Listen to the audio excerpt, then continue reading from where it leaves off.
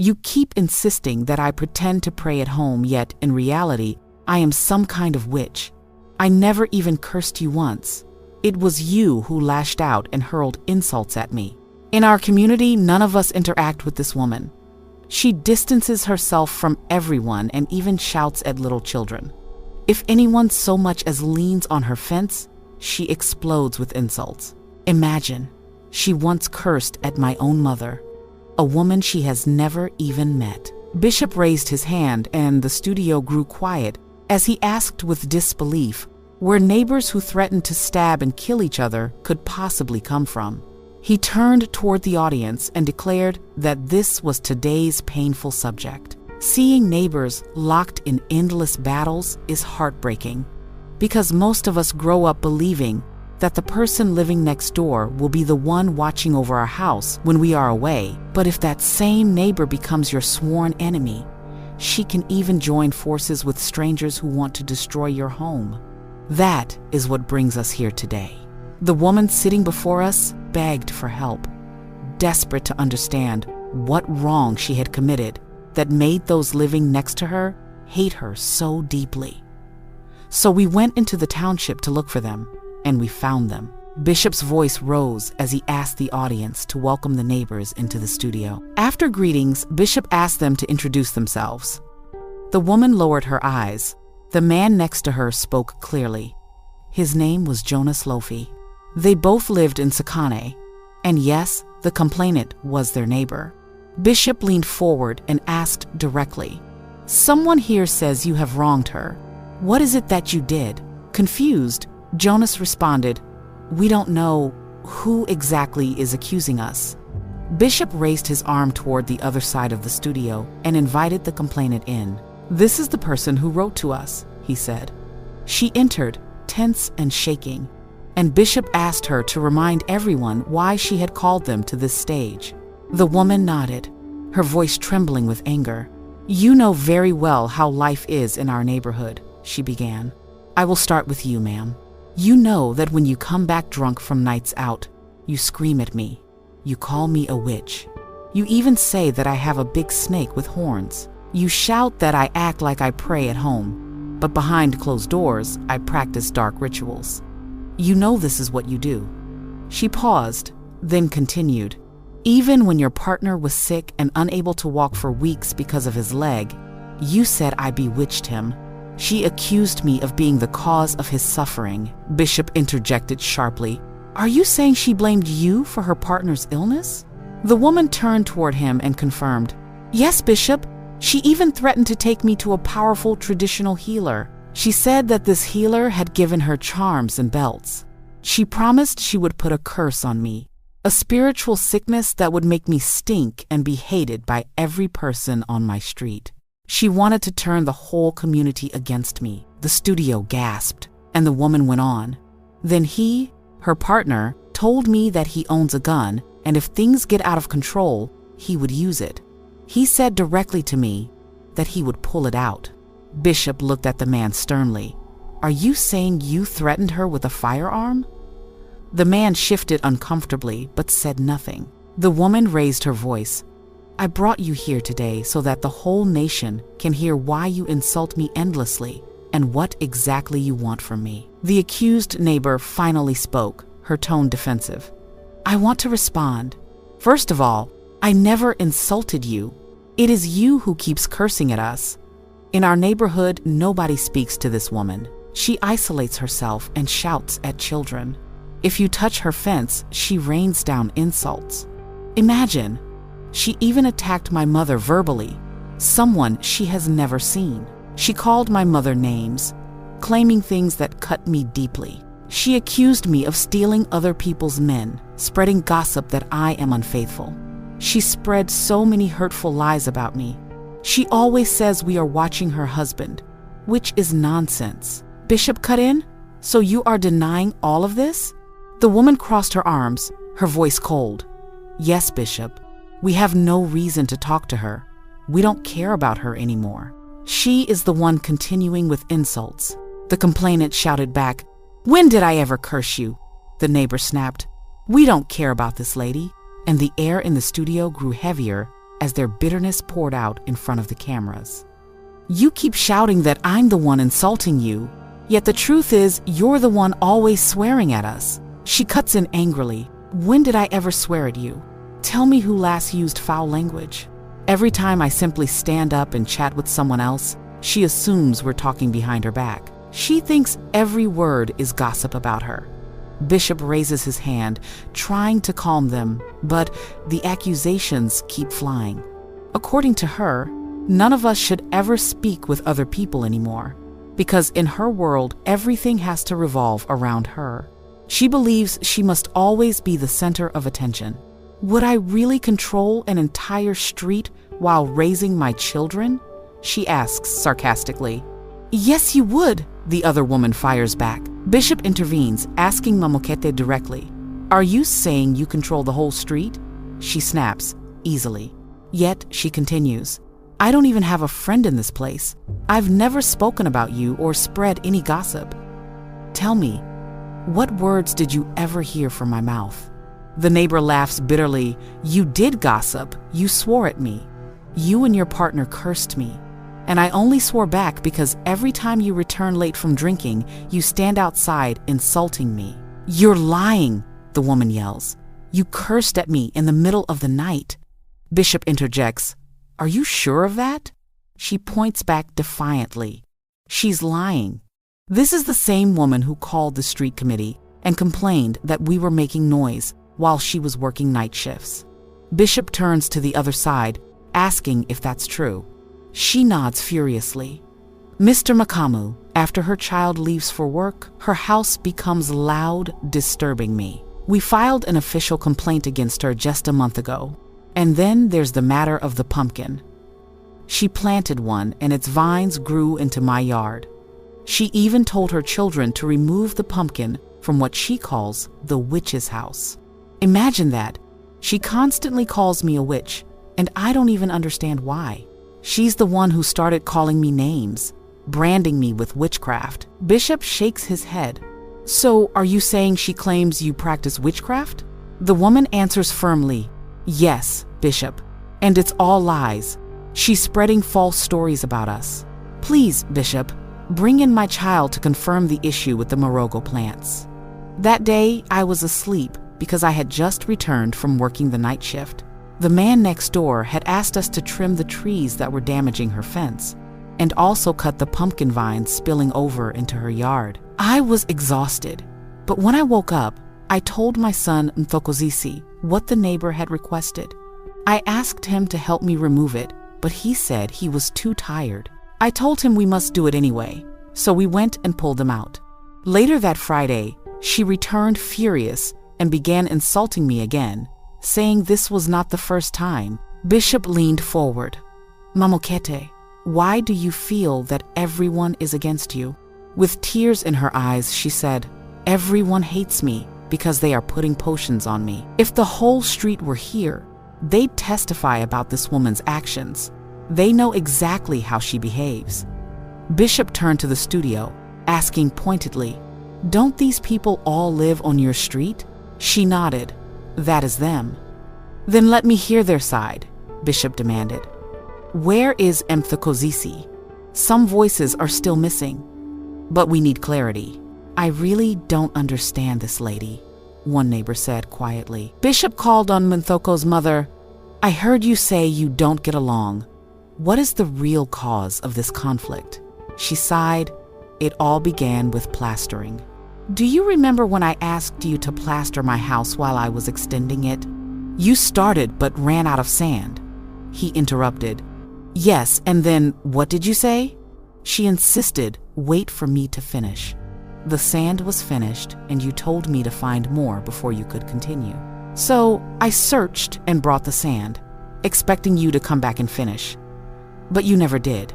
And since then, this simple thing grew into poison between us. Bishop looked at both sides, frustration in his voice. So all this bitterness, all these accusations of witchcraft, swearing, noise, and hatred came from something as small as unfinished plastering? The studio fell silent as the weight of his words lingered. The hall was tense, thick with words unsaid, and accusations waiting to erupt. Everyone's attention was fixed on the woman as she began her account, her tone calm at first, but gathering fire with every sentence. She explained that she had gone to the effort of arranging sand for the house repairs, making sure that part of the work could at least be done. One side of the house was completed, but the other side remained unfinished, and she had waited for him, called him, pleaded with him, yet each time he promised, each time he delayed, until excuses became the only thing he ever offered. She recalled the countless times she had begged him to return, how she had been forced into the humiliating position of chasing him, only to hear that he was too tired, or that he would come on his day off, a day that never arrived. Finally, worn down by disappointment, she had told him not to come anymore. She decided she would find someone else, anyone else, who would actually finish the job. Her words rang with the ache of betrayal. But before the echoes faded, he interrupted her with sharp defiance, unwilling to let her version of the story stand. "That's not true," he snapped. "The real reason I didn't come is because the floor wasn't level. The sand you got was too little. I told you we couldn't continue until the ground was prepared, and I asked you to find people who could make it level. You refused. Don't you remember? I even called you. I told you to check the level of the sand. Do you deny that I called?" He leaned forward as if daring her to contradict him, his voice filled with bitterness. She did not falter. Instead, her fury only deepened, the quarrel over sand transforming into something far more poisonous. She accused him of something darker, something that went beyond work or construction. She claimed he had gone out into the neighborhood, spreading malicious rumors about her, telling people she was a witch. Those words, she said, had destroyed her standing in the community. She described the humiliation of greeting a neighbor only to see them turn their head, of trying to live in peace, yet feeling the sting of whispered slander wherever she walked. Her pain carried an edge of desperation as she pointed a trembling finger at him. "You have poisoned even the children against me. You fed the wrong spirit into Minthakosisi. How can you deny what you've done?" He scoffed openly, dismissing her outrage with cold contempt. "Ma'am, please grow up. Stop blaming me for the spirits you invent for yourself."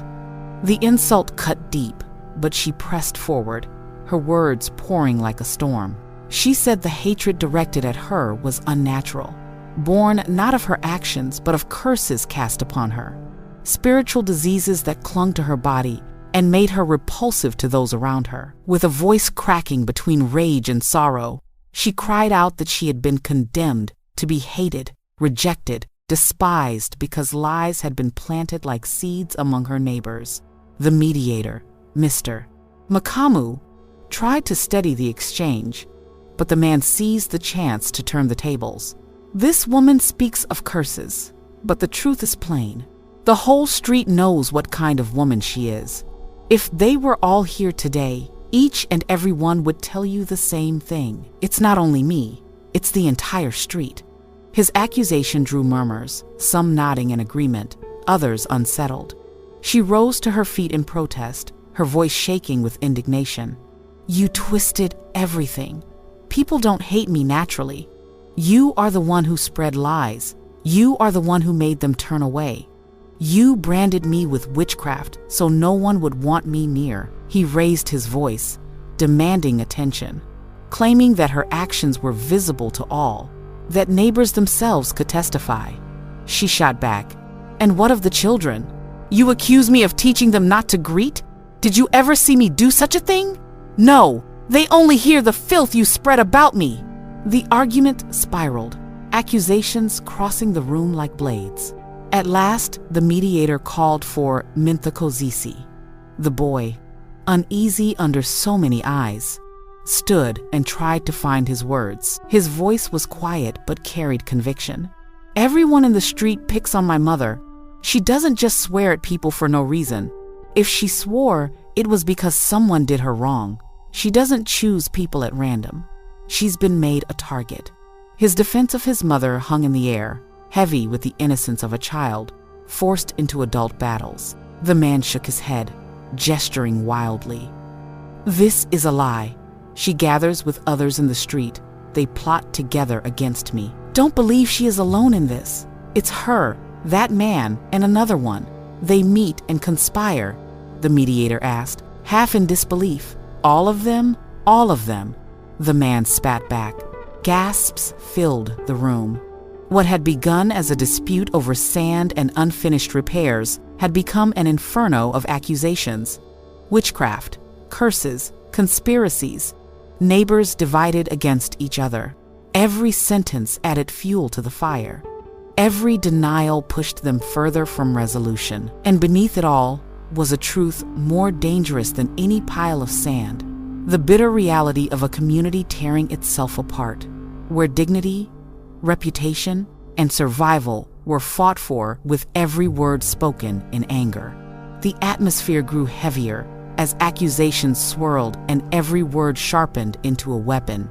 The young boy, his voice trembling yet insistent, stepped forward to defend his mother against the tide of voices branding her a witch. He said that it wasn't just the street, but the entire Extension 3 that had joined in the chorus of slander, repeating that his mother practiced witchcraft even though she had done nothing to any of them. He insisted that he was always with her, that she carried no potions, no charms, no secret things that could ever be mistaken for witchcraft. This man, he began, his eyes darting toward the neighbor. But before he could finish, the man cut in coldly. Your room is right next to her house, isn't it? You hear things. But what you hear are lies you repeat. The boy didn't retreat. He lifted his chin and fired back. We hear everything they say when they're drunk. Every word. There isn't a single thing I haven't heard. A murmur rolled through the crowd, and someone demanded, What have you heard? His answer came sharp. He had heard that the man kept a gun. The words jolted the room. Mamokete's husband? Someone asked. Yes, the boy said. Mamokete's husband. He has a gun. Every time he argues with my mother, he comes out and threatens to shoot us all. The man shook his head violently, shouting, No way! You're lying! But the boy pressed on, unwavering. He says he isn't scared of us. He boasts that he has many things, that we are no match for him. I once heard him say he had been bewitched so that his leg didn't work for an entire month. I was in bed, and I heard him clearly. And who did he accuse of bewitching him? My mother. The crowd gasped, and the boy's words grew heavier, carrying the fear of a child mixed with determination. He revealed how he had been the one to tell his mother about the so-called spiritual disease potion, how he had overheard the man speaking of casting a spell on her to make her hated in the community. Where do traditional healers do such things? Here she is, my mother, and all she does is pray, and yet they pick on her, again and again. They're picking on her, and I'm sticking to that. The mediator, Mr. Makamu, tried to steady the storm, but the neighbors bristled. One of them interjected sharply, This boy is speaking on behalf of his mother, but we, the community, have spoken on his behalf before. His mother used to chase him away, throw him out of the house every day. He slept in the streets because of her, the boy protested, his voice breaking. Community? It wasn't the community. It was just the two of them. They pretended to speak for everyone, but it was never the community. He admitted that he had misbehaved once, that he hadn't cleaned the yard as his mother asked, and yes, she had punished him harshly. But that single act, he argued, had been twisted into proof of neglect. They took me in and told me to go back home, that they would speak for me. But there wasn't any conflict when we had just arrived in Sakane. It was the two of them, not the whole community. His words clashed against the angry responses of the neighbors. Two people? Two people where? Don't you see? She is worse than you think. There isn't a single insult she hasn't hurled toward us. Not one. Despite her quiet face, despite her small body, her tongue is sharper than a blade. The crowd erupted with conflicting voices, each person pulling the truth in their direction. The boy's loyalty to his mother painted her as the victim of endless persecution, while the neighbors painted her as a woman of venomous words, capable of wounding everyone around her. The mediator struggled to contain the rising tide, but the weight of suspicion, curses, guns, and whispers of witchcraft had already poisoned the air. Every claim was met with a denial, every denial with a new accusation, until the truth became as blurred as smoke in the wind. Her words cut sharper than any knife, and the street echoed with the weight of her accusations. People said her mouth was too advanced for her age, that every syllable she spat made her sound older, harsher, more bitter. She carried herself like someone untouchable, as if the entire neighborhood existed to be scolded by her tongue. And when she turned it against my mother, there was no restraint, no boundary, only insults thrown like stones against a window already cracked. "Your mother deserves it," she would sneer, "because she behaves like a witch." They all said it over and over, until the rumor was no longer a rumor, but a stigma that wrapped itself around our house like chains. I kept watching, kept listening, because I wanted to understand why they hated us so deeply. I noticed the one with the white hat. She never said a word, she just stood there silently, eyes lowered, pretending she was uninvolved. But her daughter, the young one, swore at everyone with reckless abandon. She cursed my mother and my father as if it were her right, while the woman in the white hat stood by quietly, never defending, never stopping her own child. That silence, to me, was worse than open hostility. It was complicity. And so the poison spread further. 4 of us lived in our home: my father, my brother, my mother, and me. We had no relatives in Sakane. All our family was far away in Mpumalanga, leaving us alone, isolated, surrounded by a street that seemed eager to suffocate us. Every neighbor, every passerby seemed to pick on us just because they could, because we had no one to defend us. Sometimes I felt even the walls of the house leaned inward, pressing down under the weight of suspicion and malice. One day, I caught the woman at the corner looking at me strangely, her eyes sharp, calculating. My stomach tightened as I wondered whether she too was part of it, whether her glance was another silent accusation. For a moment, I was ready to confront her, to spit back all the venom they had fed us. But then someone whispered, "No, she isn't involved." Still, distrust hung heavy in my chest like smoke that wouldn't clear. Then came the moment of confrontation, when words could no longer be swallowed. They demanded to speak, and one voice rose above the others. "I want to hear your big mouths," she said mockingly. "What do you know about this matter?" A woman stood up, her voice dripping with sarcasm. "Greetings to everyone, Mr. Makamu. I'm sorry to say this, but you know you're silly. The entire street doesn't even speak to you. You are aware of that, aren't you?" I clenched my fists. Why were we even arguing? Wasn't silence enough proof of their hatred? "I admit it," she continued coldly. I swore at her, harshly, and yes, I'll apologize for saying what I said. Her tone was almost careless, like an apology given not from remorse, but from duty. I told my mother I'd apologize because I wouldn't allow someone else to insult my own mother. But do you know why we are truly fighting? Her eyes swept across us like knives. She turned to me suddenly, her gaze piercing. "Menthakozisi, we know this is your mother. Do you hear me?" My breath caught as she accused me of defending blindly, of speaking not from truth but from loyalty. She admitted my mother had not reprimanded her for swearing, but she challenged me openly, defiantly. "But you can't say I'm worse. In what way am I worse? Did I rape her? Did I take her husband? What have I done? Nothing. Nothing of that sort. The things I do at home are my business. My affairs are my business, and you have no right to interfere." Her voice grew sharper, cutting through the air like a whip. "Do you hear me? Back off from my child. Leave my siblings alone." Her words rang out, final and heavy, as if she had delivered the judgment of an entire court. And in that moment, silence fell, but it wasn't peace. It was the silence of a storm holding its breath, waiting to unleash itself again. Around us, the neighbors shifted uncomfortably, some glancing away, others nodding with quiet satisfaction. I stood there, heart pounding, wondering how much longer we could endure a war built not on truth, but on whispers, silence, and the venom of mouths that refused to close. The studio was tense, every eye shifting between the guests and Mr. Makamu as accusations and emotions filled the air. The sun, burning with anger, stood his ground as he confronted the neighbors who had long disrespected his family. The air seemed heavy, carrying the weight of years of gossip, suspicion, and pain.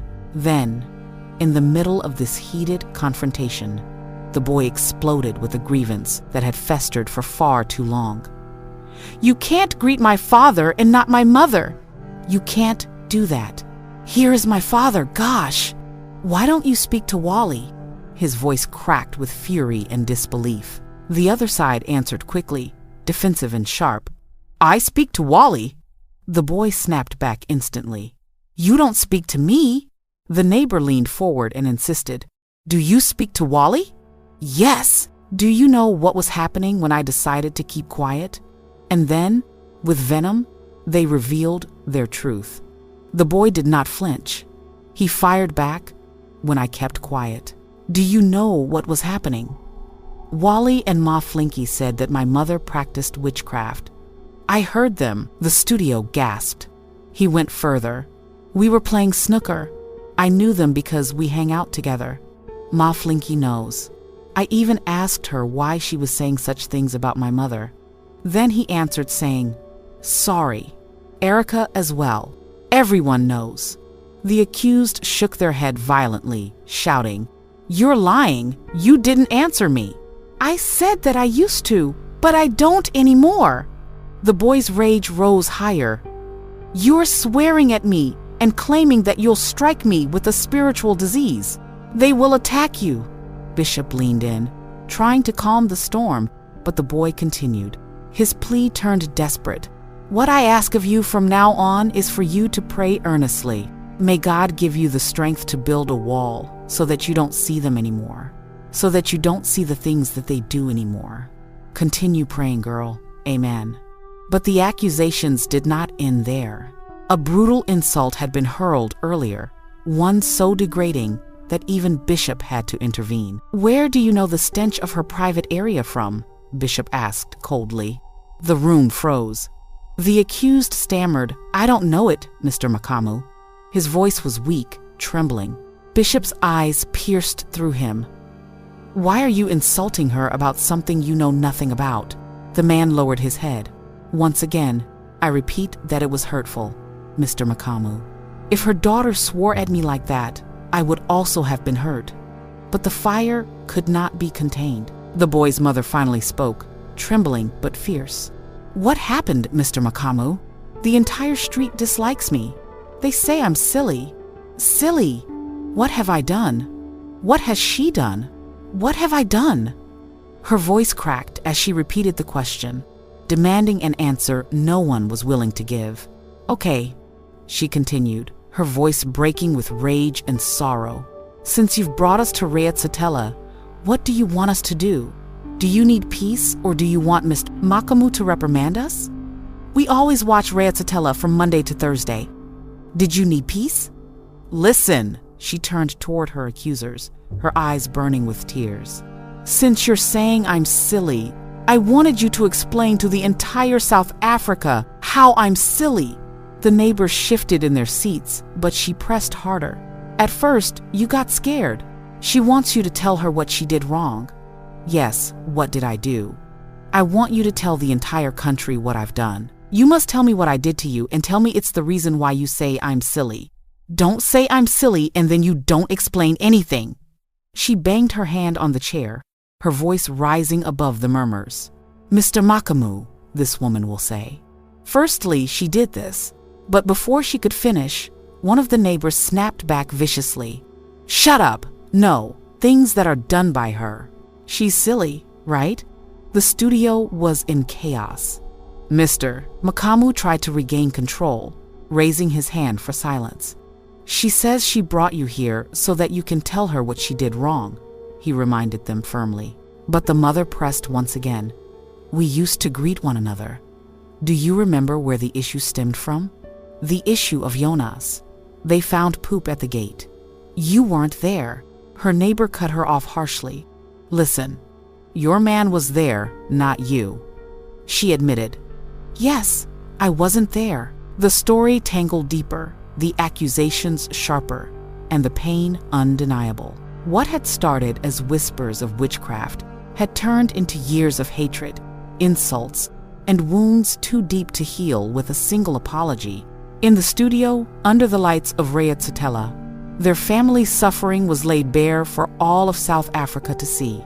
The tension in the room thickened as the conversation unfolded, each accusation stacking on top of the last like bricks in a collapsing wall. The narrator's voice carried the rhythm of resentment that had been building for years, painting the picture of neighbors turned enemies. It began with the story about filth at the gate, a curse of bad blood, symbolized by something as revolting as human waste. Then the poop was moved from the gate to my house, she declared, her tone cutting through the silence. She explained how she had mixed salt with spirit and poured it on the mess, an act of defiance and protection, believing rituals could shield her family from the malice being thrown at them. She left it there, saying nothing, but days later she began to sense plots and whispers swirling around her. With burning eyes, she turned toward her accuser. You began talking about things. Listen, give me a chance to speak. Her voice quivered but carried force, demanding to be heard. She reminded everyone of that day when she swept outside her yard, only to have rubbish thrown at her in front of her child, a child on the verge of final exams. The humiliation stung. You swept for me while my child was watching. Everyone knows about that, she insisted. Her words painted the picture of cruelty, hidden under the guise of petty disputes. She went further, recounting how she was mocked and stripped of dignity. Secondly, you swore at me and told me how much of a woman I wasn't, and you told me my windows were damaged. When you wake up on the wrong side of the bed, you start swearing at me, even if I haven't done anything to you. When you're in your moods, you insult me. The bitterness rolled off her tongue like venom, and still, she wasn't finished. She exposed the neighbor's cruel laughter, recalling the day they sat outside while the wife of another man did laundry. You said, yay, her man left her, so we're all going to eat cabbage now. We're all going to suffer now. You were clapping and celebrating. You were happy that my man left me. The sting of betrayal was palpable, the cruelty raw. But across the room, the accused woman fired back, her voice sharp as broken glass. We weren't talking about you. Those things were not about you. The denial was instant, defensive, but the air thickened with disbelief. A voice cut in, wait a minute. You said you didn't want her in your matters, so why do you do the same? The hypocrisy was being laid bare. The first woman pounded her truth into the space, desperate to make it heard. She turned toward Bishop Makamu, pleading for acknowledgement. Ask her, Mr. Makamu, because I have one man, and that is the father of my children. If there are breakups, we call and make up. Who was I telling about your affairs? Who was I telling? The questions came like arrows, sharp and endless. Her accuser spat back coldly. You were telling me. Then came another spark. Accusations of rubbish thrown, plastic bags leaking filth. Why would you throw a plastic on the floor? The voice rang out, only for the explanation to crash against it.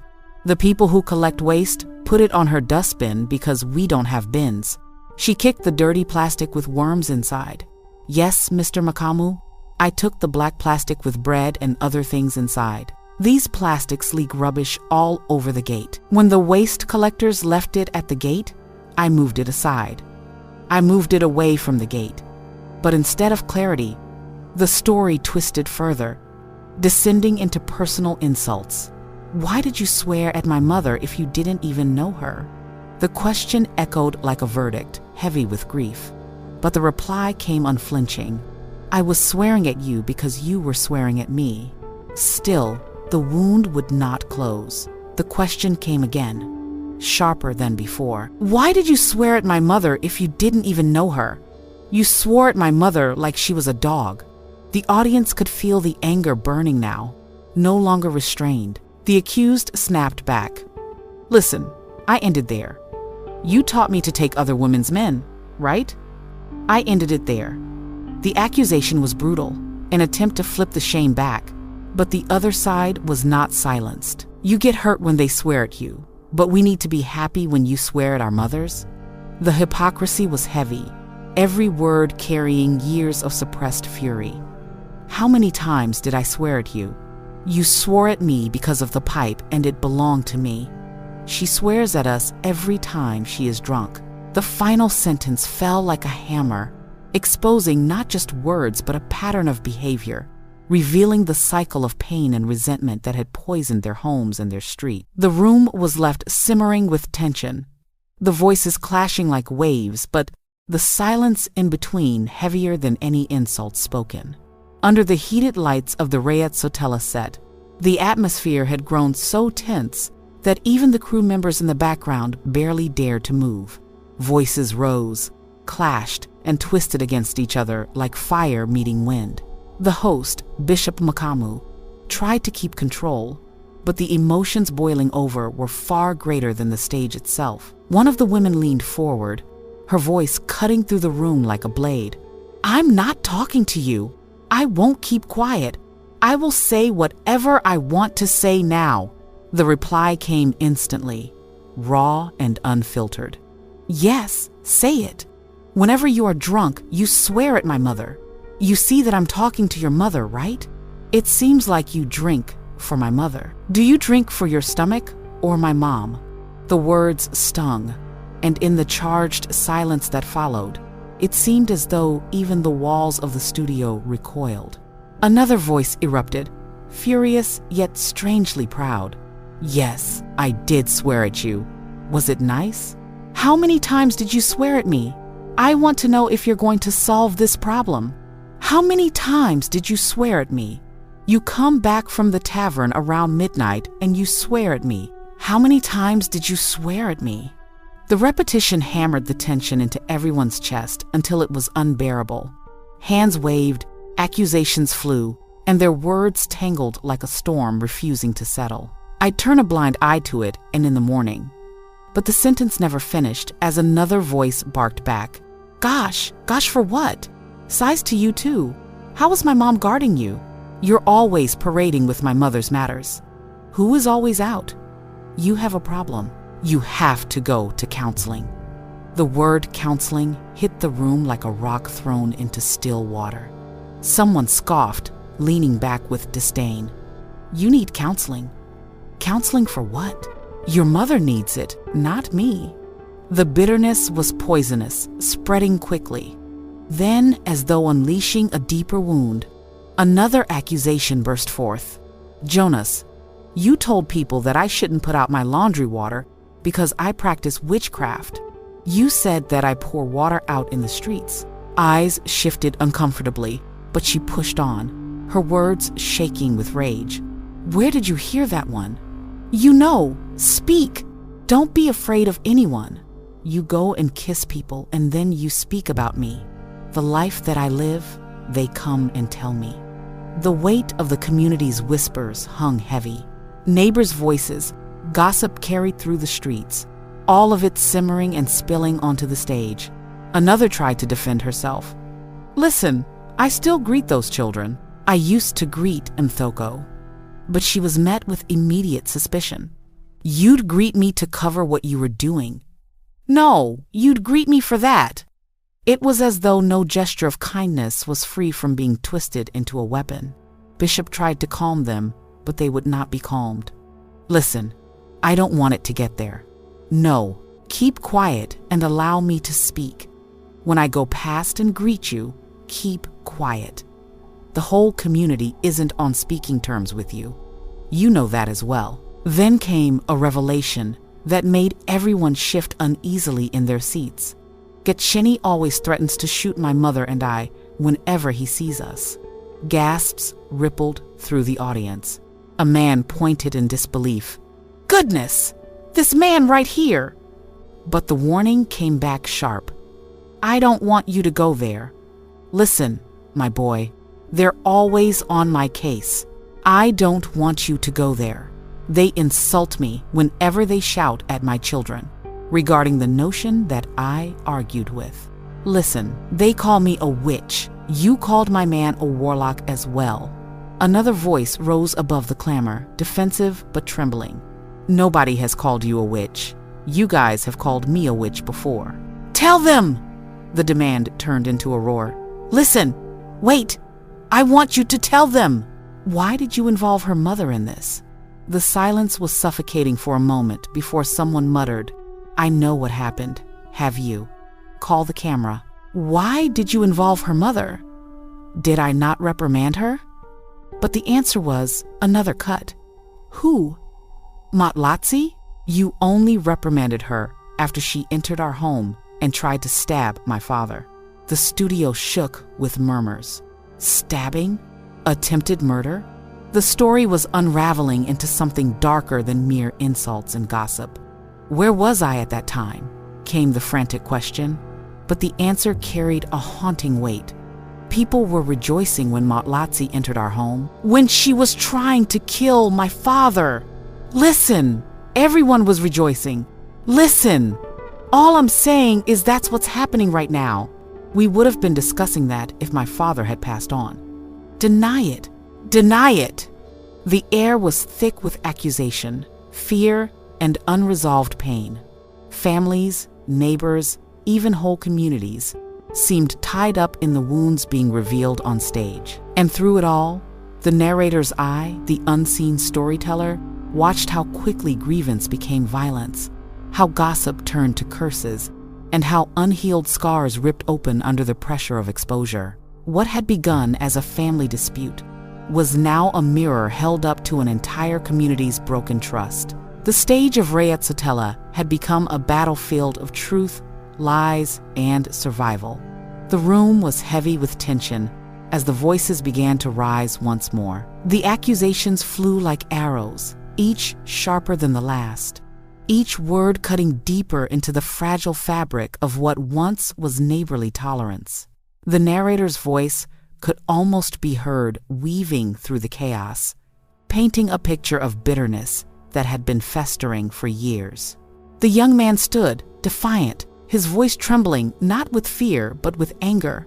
"Now, you're talking. But where was I at that time?" His challenge sliced through the air. The reply came quickly, harsh and unyielding. "You were there. Why did you enter someone's yard?" The older woman's words struck like a whip, but the boy refused to back down. His fists tightened, his breath quickened. "You returned, but what did you do at work? You didn't come to us. No, whoa! What did you do when you returned from work? Did I not speak to your father?" The clash of voices overlapped, accusations twisting into one another like tangled threads of resentment. "You didn't speak to him. Call your father and ask him if I did not speak to him. Ask him if I did not speak to him." The boy, eyes blazing, pushed further. "Where was my mother and I? I was with my father at home right after they tried to stab him. I had returned from school when he told me that Matlatsi tried to stab him through the door. Matlatsi did not return after that. I was looking for Matlatsi because I wanted to beat her up.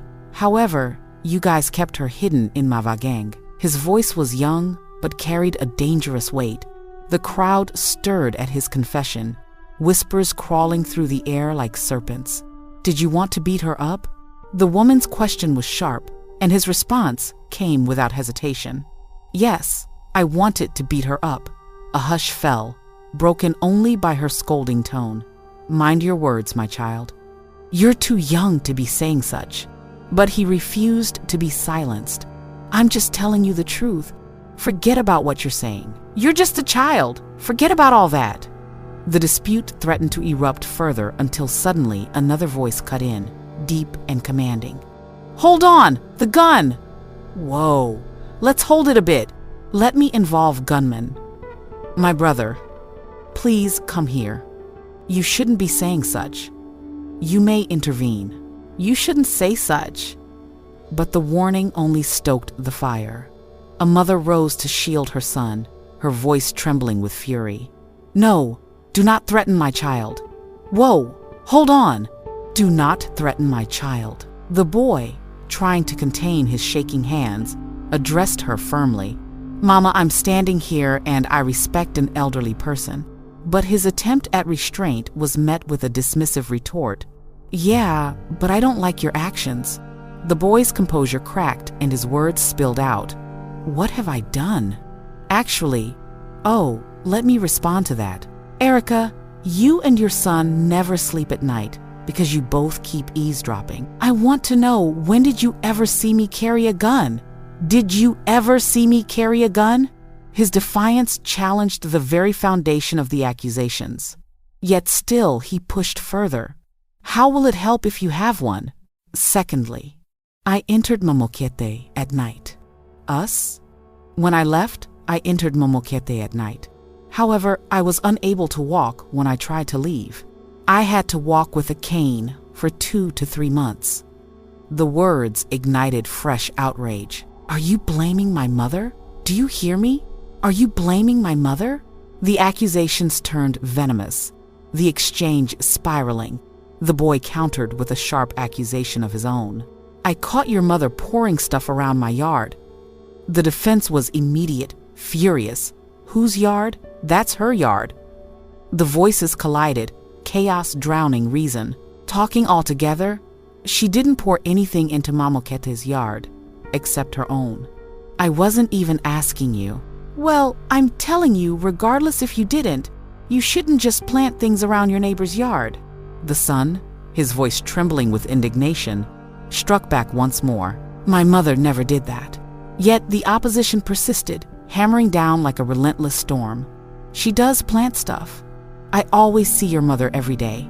The fact remains that it's her yard." The words left the air heavy, thick with unspoken threats and decades of mistrust, leaving the community once again standing on the edge of an abyss that no one dared to close.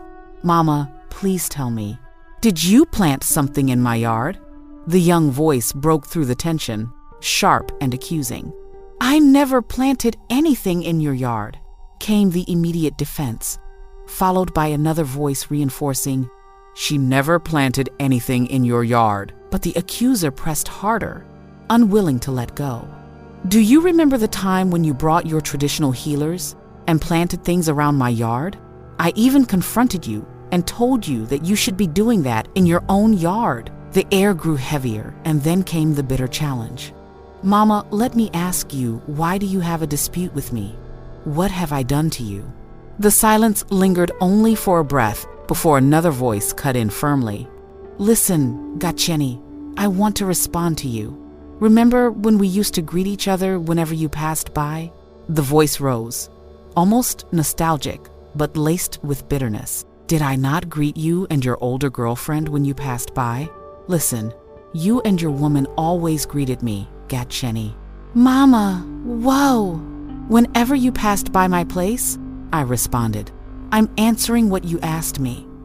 But then came the cold dismissal. "Mama, I'm telling you this now. Never greet me again. I spend a lot more time with my younger girlfriend now." That sting lingered in the air. I was getting there, Gacheni. "I'm explaining this to you, listen. You didn't even know where I stayed. Yet I found you at my place when I got out of the toilet.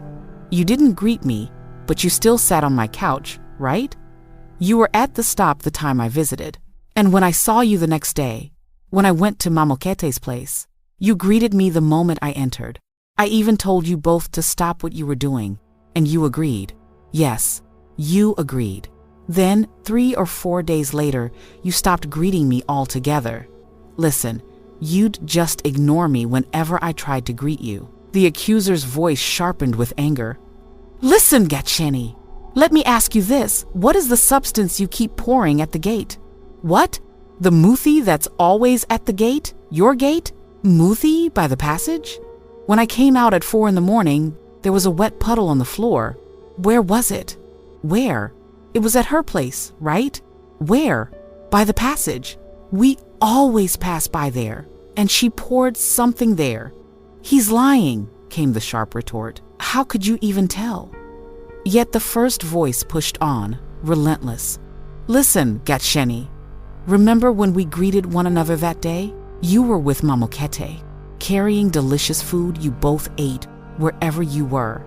We greeted each other, right? Mamokete even said she didn't understand how I was able to greet and talk to you but not her. She said I never greeted her or even acknowledged her presence. The defense came swiftly. Did I not greet you back? You're twisting things. But the accuser shot back. You even told Mamokete to shut her mouth. That's what you said. Then you followed her. You're lying. The cry rang out, followed by several voices overlapping in chaotic protest, talking all together. The problem is that you're a liar, came the accusation, fierce and unyielding. Did you respond to me when I greeted you? I greeted you, and you ignored me. You're a liar, another voice shouted in defiance. When have I not greeted you? You're a liar. I always respond whenever you greet me. The tension was a storm now, voices rising over each other in bitter accusation. You're a liar! You didn't respond to me! I used to greet you, but I no longer do because you keep insulting and threatening me now. Why are you against me? The retort was immediate. Me? How many times have you both insulted me?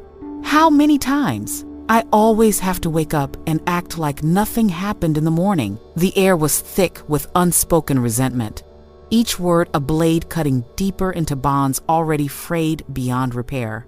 No one seemed willing to back down, no one ready to let go of old wounds.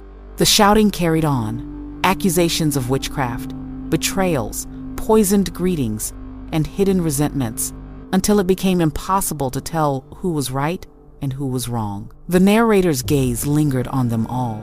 A family and community torn apart not by outsiders but by suspicion, by pride, and by the haunting inability to forgive. In that moment, the truth mattered less than the wounds each carried. Wounds that no greeting, no explanation, no denial could truly heal. The tension in the yard was thick, heavier than the summer heat that pressed down on everyone's shoulders. These neighbors, once bound by casual greetings and shared streets, now faced one another like enemies, their words poisoned by years of suspicion and gossip. Accusations had flown too often, leaving scars deeper than any visible wound. And now they erupted again. One voice rose, trembling with anger, declaring that they were forced every morning to put on a smile, to act as though nothing had happened, while inside, the bitterness grew like fire. I always have to wake up with a smile on my face, pretending nothing happened after your insults. The woman cried, her hands shaking. Another snapped back instantly, voice cutting like a blade. How have I insulted you? You have used every insult against me. The crowd stirred, but the first voice didn't back down. What insults have I used? Tell me. Why would I even insult you? What do I want from you?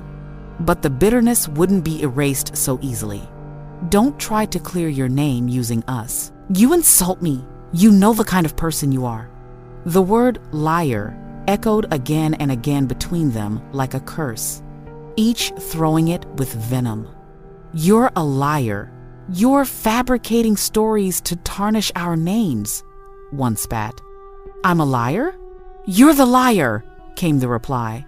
The quarrel escalated, turning darker, uglier, dragging superstition into the open.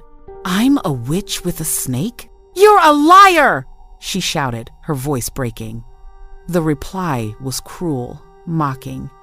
Tell South Africa I have a snake. Yes, tell them. I didn't know you had one, do you? You accused me first. Again the shouts overlapped, anger spilling into chaos. You even called me a witch. Did you see it? Did you? The other pointed wildly, calling on witnesses.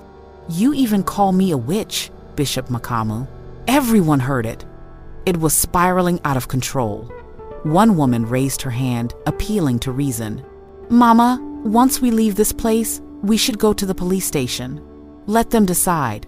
Enough of this fighting. But her voice was drowned in the noise. Another cut in, colder, almost smug. I want you to go to my place and take that gun out. Yes, the one you hid. The crowd gasped at the mention of a gun, a word too dangerous to ignore. You're the one who told us about the gun, someone screamed. But before the fire could consume them all, another woman, older, stepped forward with a tired sigh, asking for silence. She raised her voice, not loud, but steady enough to command attention. Greetings, she said to the bishop and to all, her tone heavy with disapproval. I don't like what's happening here. I've lived on this street for 4 years, and since the day I arrived, I've seen nothing but disputes, accusations, and poison in people's hearts. All eyes turned to her as she continued, drawing from memory. From the very beginning, they accused you of being a witch. I didn't believe it then, and I don't believe it now. But the whispers, the rumors, they never stopped. And what do rumors do? They grow until they destroy a whole community. Her words were calm but sharp, peeling back the layers of bitterness. She recalled overhearing conversations, mothers telling children to fend for themselves, insults exchanged across fences, respect broken down piece by piece. Your child has insulted me, one neighbor said bitterly. The old woman looked at her. Yes, she insulted you and your husband. I was there, but you intervened, and even then, the anger never left. She recounted another day, how a husband had spoken to Wali about Mahlatsi, only for rage to explode when the message was passed on. She remembered seeing the child throw words sharper than knives, words that wounded pride and left adults powerless to respond. The quarrel deepened as another woman raised her hand, her voice harsh. I never fought with you. Don't twist the truth. You stood near the tap, glaring at me when I returned from work. You asked me what I was looking at. You think I forgot? You rushed back into your house like a coward. You haven't spoken to me since that day. Her words struck the crowd, cutting into the already deep divisions. Me? The accused shouted back in disbelief. Yes, you. I kept quiet then, but not anymore. The air quivered with rage, each side defending its truth. Yet, beneath the chaos, the deeper wound remained visible to all. Trust had been broken, and the street was rotting from within. I greeted you twice, and you kept ignoring me, as if I were invisible, and that is why I no longer force myself to greet you now. But what truly angers me, Mama, is that your child has insulted me countless times, in ways that cut deeply, and as a neighbor, you never once came to me to resolve the matter. You and your husband never took the responsibility of approaching me as parents should, never came with your daughter to confront what she had done. Do you know how humiliating it was, standing there as she hurled insult after insult while you acted as though nothing happened? Even when Wali called you while I was in Limpopo, telling you clearly that Mahlatsi kept on insulting me, you dismissed it, denied it, pretended that you had heard nothing. He didn't call me, you said, but you know he did. Your child offended me, and still you stood aside, silent, like a spectator to my shame. And so yes, I became angry, Bishop Makamu. I will not lie. I was angry because I was treated with disrespect, because every insult fell on me, and yet her own mother said nothing, as if her daughter's behavior were acceptable. I remember thinking, listen to me. Look at what is happening to your neighbor. But you kept your quiet face, acting as though you were deaf to every word. Did Mahlatsi's father not come to you? Did he not know what his child had said? He came once, yes, but that was not enough. Because your daughter continued, she did not stop, and I was the one who told him to resolve it with you. because I work at night and could not always be there. But still the insults continued. Still nothing changed. Tell me, how long must someone endure being ridiculed by a child before her parents finally take action? I hate disputes. Truly, I do. I do not enjoy conflict. But what choice do you give me when I am pushed this far? You remind me of myself. In one way, we both despise quarrels, yet you hide behind that excuse to avoid responsibility. And now look at what it has become. The whole street filled with poison, the neighbors divided, the gossip spreading like wildfire. Then another voice rises, sharp and merciless, declaring, "Mama, you're drunk. I'm sorry to say it, but you look like a drunkard, and you have no right to speak like this. Not you, not your husband, not any of you, because all of you together have chosen to go against this woman, to brand her, to condemn her. Do you even see what you are doing?" The words strike like blows, exposing what has been festering. And then the subject of the gun is dragged into the open. Gunman, even if you take this to court, remember this: the child did not see the gun. He only overheard while he was half asleep. You can shout about it, you can demand proof, but it will turn against you, because hearsay will never hold. Show me the gun then. Bring it out. Tension mounts. Voices clash. Interruptions flare. "No, wait! I am still speaking!" One shouts over the other, but the storm will not be calmed. I stand there watching, the fury thick in the air, and the accusations fly back and forth. "You insulted me!" "No, you insulted me! You even called me a witch!" Did you see it with your own eyes? The word witch hangs heavy, venomous, a curse more damaging than any weapon. And I think to myself how far this street has fallen. Neighbors turn to enemies, parents and children locked in endless cycles of hatred. One person points and says, "Your child is horrible and has no respect. She was supposed to teach you respect, but she has failed you. Your mother may appear sweet, but beneath that sweetness, she is cruel." The judgment burns, the quarrel twists deeper, and still no peace comes. Everyone has joined in against one woman, as though she alone must carry the blame for every wrong on the street. The anger grows, spilling into words that wound like knives. "I only insulted you once," someone cries. "You insulted me many times, over and over again." But it does not matter anymore, because the insults have already taken root, and the bitterness has already claimed every corner of this neighborhood. The hall was filled with tension, voices clashing like waves in a storm, and Bishop stood at the center, trying to hold the chaos together. The woman rose first, her fury undeniable. "I'm not like that woman. I'll get to you just now. I don't even care if you're pregnant. I'm furious and I don't even know you, but you're treating this family horribly," she declared, her voice trembling with rage. The accusations cut sharply, directed at those she believed were destroying the fragile peace of the street. She accused them of turning neighbors against neighbors, of spreading discomfort and hostility. "This whole street has turned against this family, all because of you. No, you're wrong and silly. Someone should tell you you're silly. You insulted an elder, you even have a child, and still you show no respect." Another voice flared. "Your child insulted her once. I don't care how many times you've insulted her." "Look, I don't care. I only insulted you once." The words fired back and forth, but the anger never lessened. One tried to justify, another tried to accuse, until the bishop intervened, commanding them to slow down. "One person at a time," he demanded, his tone heavy with authority. Then, turning to the younger woman, he scolded, "My child, you are horrible and you have no respect. She was supposed to teach you respect. Your mother may seem sweet, but she is also horrible at the same time." The atmosphere grew darker as the subject of the gun was suddenly thrown into the open. Someone shouted, "Gunman, You rely on your gun because you keep threatening to shoot them." A ripple of shock ran through the room. Gunman straightened, eyes flashing, and shot back. "Who said I was going to shoot them?"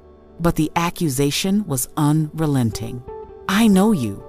You're going to threaten them with your gun. But let me tell you something, you'll soon meet your match, my brother. You'll soon meet your match." The word struck with the weight of prophecy, leaving silence in their wake. Then another neighbor rose, her tone sorrowful but filled with warning. "Thank you so much, but I feel you should find another place and move out. You're not safe where you live. We're not safe. They're going to kill one of you. Mark my words. You'll see." Fear pressed in on the family as those words echoed, heavier than any insult that had been spoken before. Bishop, sensing the desperation, tried to redirect the moment toward healing. He addressed the woman who had carried the greatest burden. "My sister, thank you for coming to Rea Tsotella so that you can clear your name. Let me tell you something. You will be hated when you are a praying woman. You'll be hated. I want you to keep praying from now on. May God provide you with the means to build a wall so that you no longer witness the things they are doing against you. Continue praying, my sister. Amen." His words brought a fragile calm, and she whispered, "Thank you," though the strain in her eyes revealed the weight of years of persecution. Yet time was pressing. Someone muttered that they had to leave for work, and the fragile calm nearly dissolved again. But another voice, softer now, added, "Mama, forget everything they're saying about you because it's affecting your son. He is filled with anger because of the rumors they spread. And to the other women here, remember, you have children too. Do not involve them in your battles. They will grow up hating one another, and when you're gone, how will they coexist?" Her words fell heavy with truth. But even then, the quarrel shifted once more. "You men," someone snapped, pointing at Gunman and his companions. "Why are you involving yourselves in women's issues? What kind of men do that? You have your own relationships. Why meddle here? Find something else to do." Gunman's pride bristled, but he remained silent until the old story of the cramp returned to the surface. Another accusation meant to humiliate him. "What did you want in her yard when you ended up with a cramp?" someone demanded. Gunman replied weakly, "I wanted to go to my place." But they pressed further. "No, what did you want in her yard? You walked with a cane for 3 months. What were you doing there?" He tried to laugh it off, claiming it was nothing. But the questions kept coming. "What if you got that cramp from alcohol? Because it even seems like you've been drinking right now." His denial came quickly. "No, my brother, that's not it." But suspicion had already spread across the room. Bishop closed his eyes for a moment, realizing the poison ran deep. Accusations, insults, even threats of death had poisoned this community. What began as a quarrel between neighbors had become a battlefield where no one was safe and where the truth was buried beneath years of resentment. The voices carried on, harsh and unyielding. But beneath it all was a silence heavier than words. The silence of a family fighting to survive in a street that no longer wanted them. "Thank you, my sisters, and you, my brother. Stop letting anger consume you. Do not give weight to every word they throw at you. Calm your spirit. Thank you."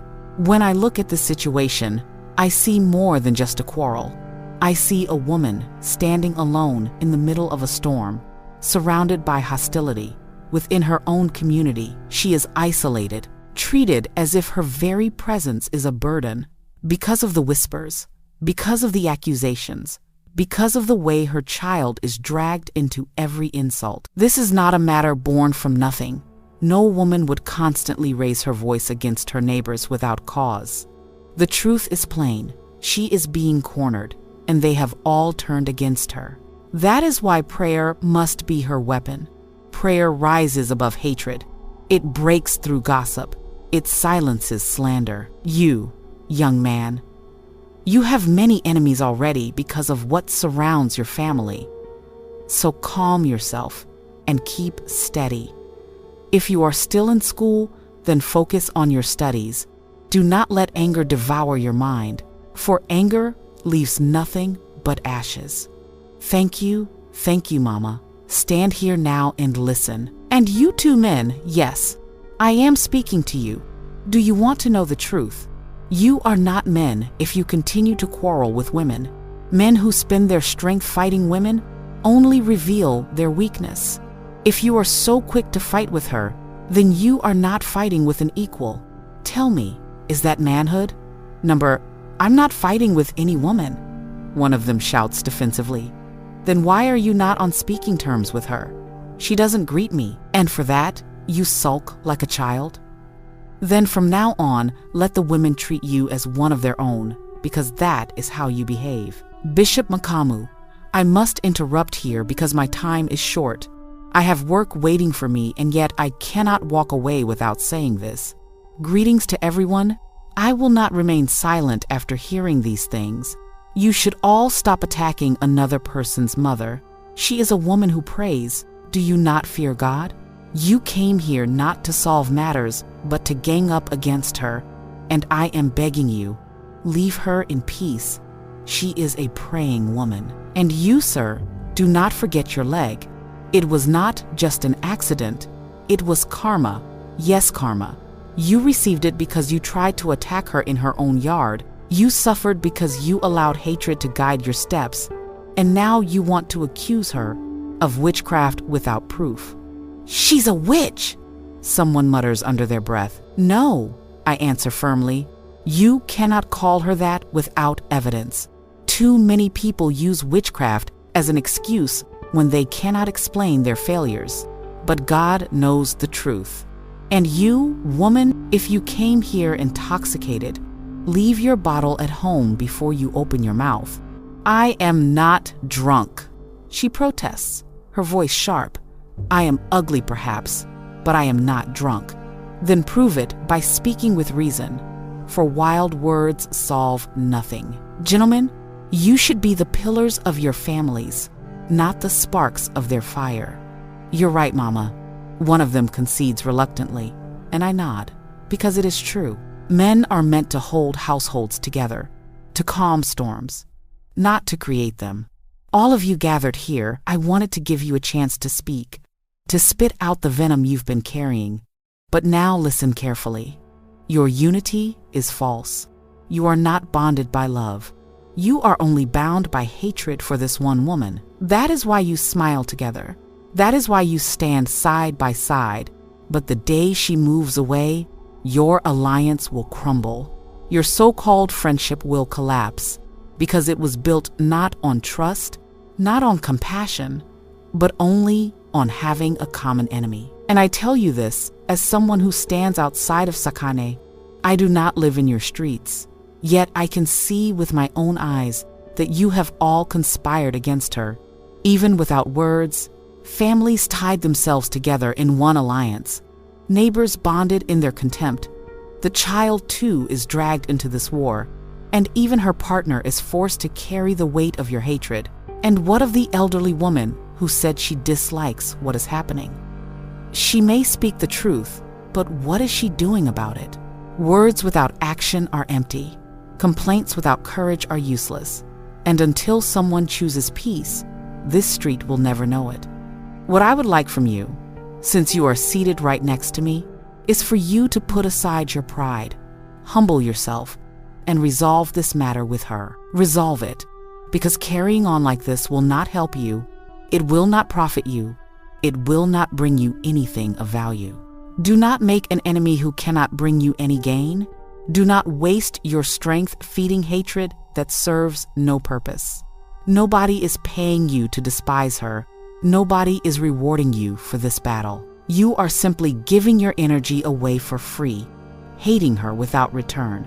And in the end, it is you who will be left empty. But immediately the reply bursts forth, raw and defensive.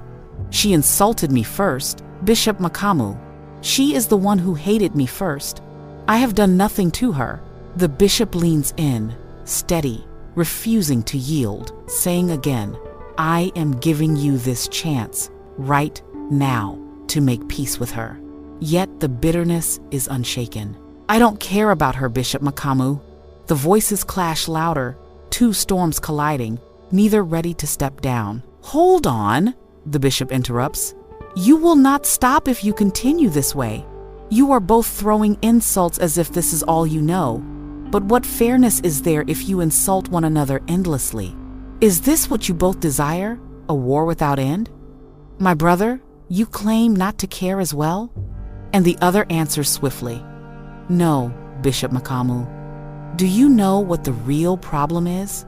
Let us not start from the beginning, the bishop warns. But the man presses harder. My problem is simple. It is this: she is accusing me of calling her a witch. She throws that name at me as if it were truth, but I never said it. So I want her to tell me, right here and now, who told her that I called her such a thing. Who is this shadow witness? But she cannot, or will not, because she never heard it from me. And still the wound festers. The bishop asks calmly, which part of Sakane do you live in? For I do not see why such a dispute should even exist between neighbors. She answers coldly that she does not have a dispute with him, and yet the hostility lingers. Where do you live then?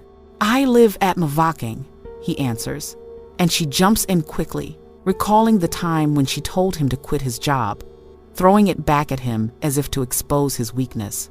The tension grows heavier, but the bishop's producer signals that time is running short. Work calls, and matters must be wrapped up. Still, there is no closure. Instead, another plea rises. Bishop Makamu, please, come to Mavaking. Come and see for yourself. Walk that street with your own eyes. Listen not only to these two voices, but to the entire community. For in that street, every neighbor carries their own version of this story. Every mouth has its own account of what she has done, or what she has been accused of. The bishop nods, considering the request. Yes, please come, Bishop Makamu. We want you there. We want the truth to be pulled out into the open. Do you agree? He asks firmly. And the voices soften for the first time. I agree, Bishop Makamu. Then the demand grows stronger. And may you please bring with you not only your presence, but also the presence of those who carry spiritual sight. Bring traditional healers, they say. Bring them so they can cleanse, so they can sweep away the so-called muthi that people whisper has been planted. Bishop Makamu, bring both healers and pastors. Bring prophets. Bring anyone who carries the gift of God in them. No matter if there are 10 of them, 20 of them, I do not care. Bring them all. Let them expose what has been hidden in darkness. Let them call on the spirits. Let them pray if they must. Let them reveal who is truly guilty. Then, and only then, will it be seen who is a witch among us and who is innocent. For the truth cannot hide when the power of God and the spirits descend together. The producers make it clear at last, even if peace was not reached today, even if bitterness still burns in their hearts, this matter has outgrown two individuals. It has spilled into the streets, into the homes, into the voices of the entire community. It is no longer just between a man and a woman. It is now a question of the whole neighborhood. And so the bishop declares that the only path forward is to face them all, to hear every side, to see whether the accusations carry weight or whether this woman has been forced to bear the burden of slander alone. Soon, the community itself will be called to speak, and then the truth will no longer be hidden in whispers, but will stand bare before all.